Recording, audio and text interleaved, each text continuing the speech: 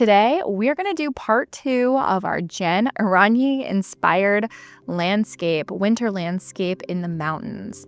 So today what we're going to do is we are going to be adding watercolor paint to our sky to make Jen Aranyi's iconic, colorful, either sunrise or sunset background.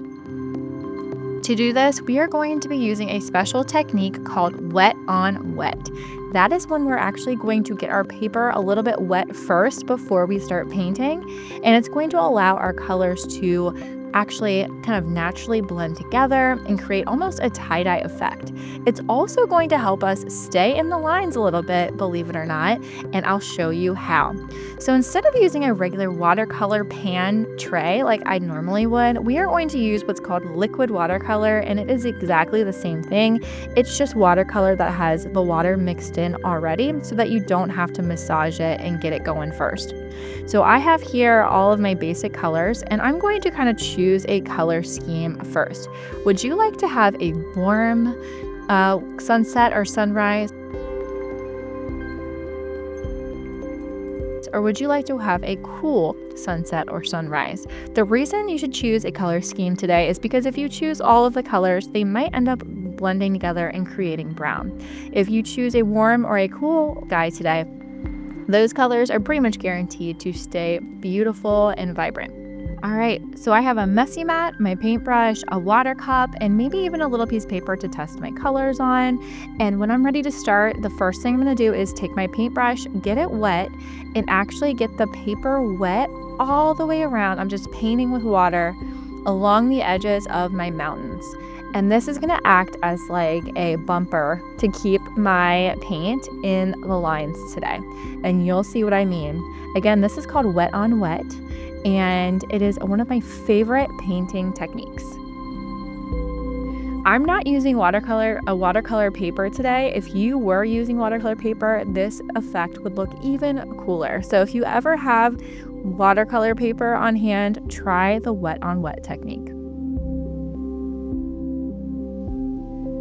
All right, once I have my paper a little bit wet along the edges, I can start adding paint into those wet areas. So I started with some yellow here, and my paper is not super wet, so it's not blending a whole lot. So I'm gonna add a little bit more water and get it more wet. The more wet your paper is, the more bleeding and tie-dye effect you're gonna see. But if you look closely, you can see that my yellow paint is kind of following the wet paper, and it will actually travel on its own and stay in the wet areas of your paper.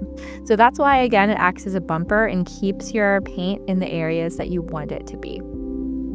So once you have your first color along the edges of your mountains, you have a little bit more space to paint freely. So let's go ahead and make the rest of the paper a little bit more wet and keep repeating this process. As you can see, as I get the paper wet, the yellow is bleeding up towards that wet area on the page, and that is exactly what we want, that careful blending of the colors from the wet paper. So now that my whole paper is wet along the rest of my circle, I can clean out my brush really well by tickling the bottom of that cup and get another color. I'm going to go ahead and transition into some cool colors now and use some green and blend that green in to the yellow.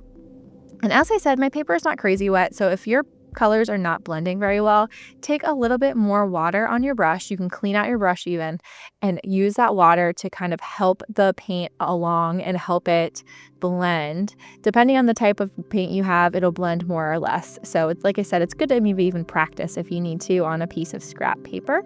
Let's go ahead and blend in some of that blue now that I cleaned out my brush again. Use the water to blend it into your green if you need to.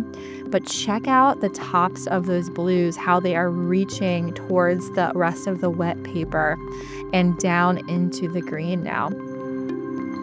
Now, if your paper is super wet, you want to be careful that it's not a giant puddle, because then it'll start dripping off the edges of your circle and into your mountain. So you might even want to have a paper towel handy to dab onto your paper if it's a little bit too wet. And be extra careful when you put this on the drying rack so that it doesn't drip onto the floor. All right, last but not least, let's add a little bit of purple into a little bit of the top.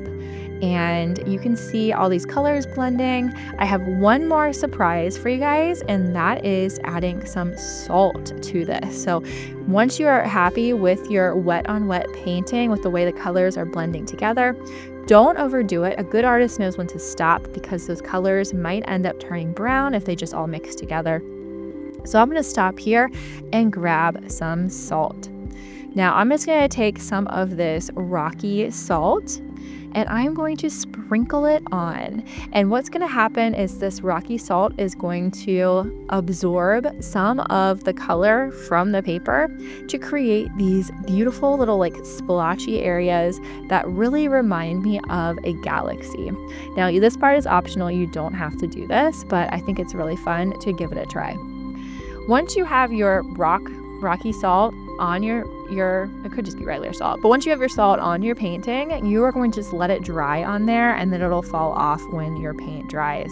But as you can see, it's already starting to work. You can see some of that color get absorbed into the salt to create that really cool galaxy looking effect. So now all of a sudden, my mountains have a gorgeous night sky. Maybe they're the northern lights up there, but either way, it looks awesome. I'm gonna let this dry in the drying rack, and next time we will go over our drawing with Sharpie. I hope you had fun using the wet on wet technique, and I will see you next time. Love, your cozy art teacher.